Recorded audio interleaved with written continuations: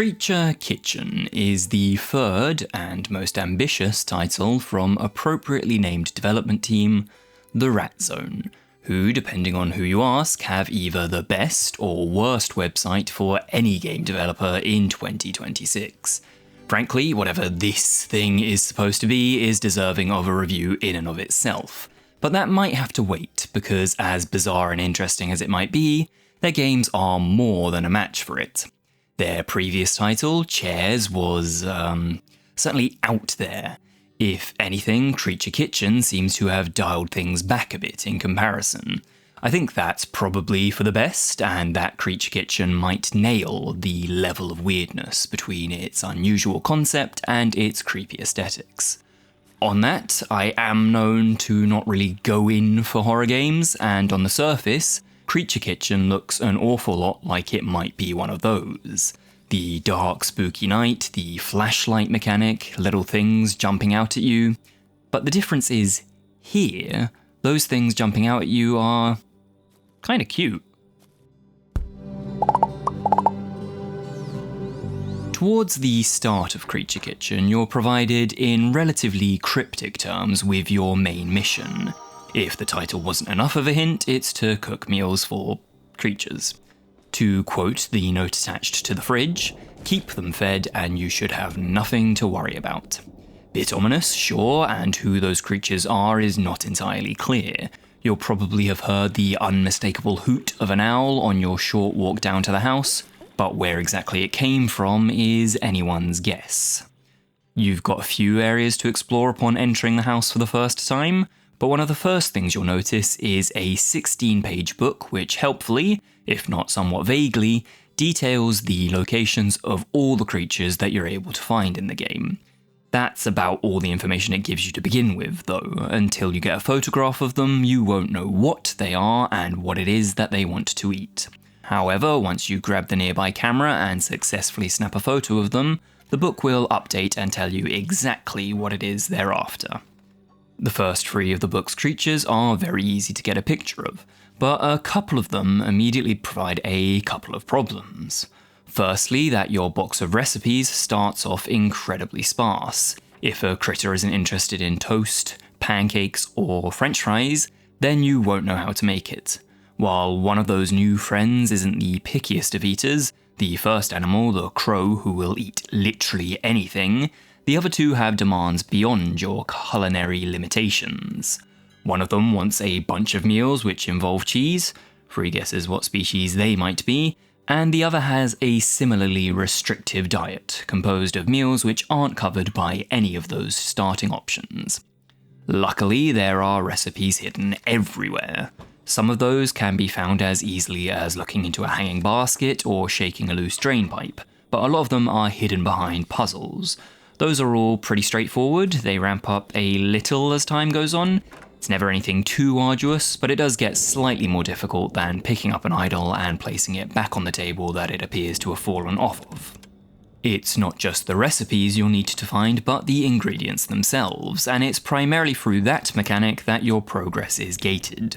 You'll immediately notice that there are a lot of padlocks and locked doors preventing you from accessing most of the cupboards in the kitchen and other areas within the house itself. While you do find a key or two from your own exploration, it's a lot more common to receive these as gifts for befriending a creature, which is done by providing them with whichever meals it is that they want. Those keys give you access to new ingredients, new recipes, and new creatures. That's not entirely linear. Not everyone will find and complete the game's 15 creatures in the exact same order, but there are a lot of occasions where you won't be able to unlock a specific creature without having befriended the previous one in a chain. Creature Kitchen is, by intention, a short experience. It took me almost exactly 2 hours to roll credits. It would have been less than that if I could successfully fry an egg without flipping it out of the pan, and if I could avoid accidentally tossing out freshly mixed ingredients. To be fair to the game, I could have done things slightly more creatively, and if players are particularly keen, there might be a few loose ends for them to tie up after that. Nothing crazy, this isn't Blueprints where there's a whole nother game buried under the first, but there is, for example, an achievement for making every meal in the game, something which you almost certainly won't have done in a regular playthrough. That's partially down to what I mean when I say I could have done things more creatively. The creatures typically have a relatively broad request. There are over 40 recipes in the game, 43 I think if we're being specific, but to reach the end I only ended up needing to use about 25 of those. We'll take that crow as an example. As it will accept any meal, you could spend time making something which requires you to use multiple different ingredients, combine other ingredients in your mixer, and use a frying pan to cook something up. Or you could just stick a slice of bread in the oven to make toast and call it a day. The crow is by no means the only creature that'll accept toast either. While you do usually have to give each creature 3 or 4 meals before you can befriend it, and so will need to make a few of the more complex recipes, it does mean that if you're just trying to accomplish befriending them without any flair, you can often reuse easier recipes to tick off 1 or 2 of those meals. I don't really think the game gives you much incentive not to do that, and other than the already mentioned Steam achievement, there's no incentive to diversify what you give the creatures. Even if you were going out of your way to constantly make unique meals, there are some that you just wouldn't get round to. Without offering spoilers, there's a trio of items that I can think of which are more or less the same thing. I made one of them for a creature once, I could have used any of the 3, and never touched any of them ever again. I know the Rat Zone were trying to make a smaller experience here, it's part of their game-making mission statement, and the price of Creature Kitchen reflects that, but I think there was potential here for a little more. Without needing to add any more ingredients or recipes, I think there could have easily been a handful more creatures specifically. It wouldn't need to be many, 4 or 5, just to encourage players to use a few more of those recipes that were otherwise unused and make the game feel that little bit more complete. Having 2 creatures in a room instead of 1 and having to befriend both before you get access to the next location, that sort of thing. I also have to admit that I was surprised when I reached the ending. It felt like it came too soon, and somewhat abruptly. I didn't realise that was what was happening until a few moments before the credits appeared on my screen. That could just be my reluctance to leave the game talking, because it is a surprisingly relaxing place to be.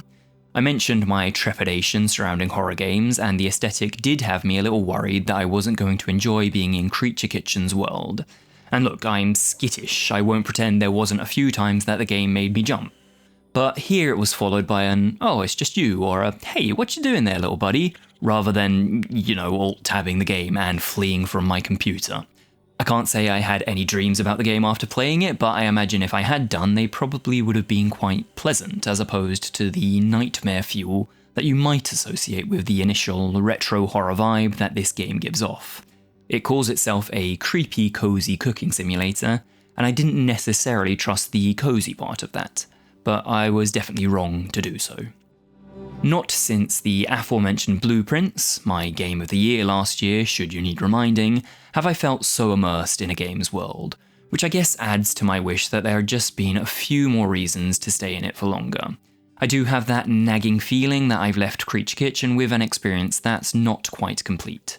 In the past, I've made videos about much shorter games which still felt the perfect length, so it's not that it's too short for a game as a general rule, but rather that there was all this stuff I just never used.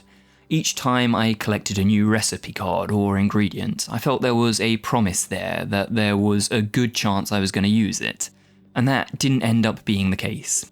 Counterintuitively, if there'd been less of those, then perhaps I'd have left the game feeling more fulfilled.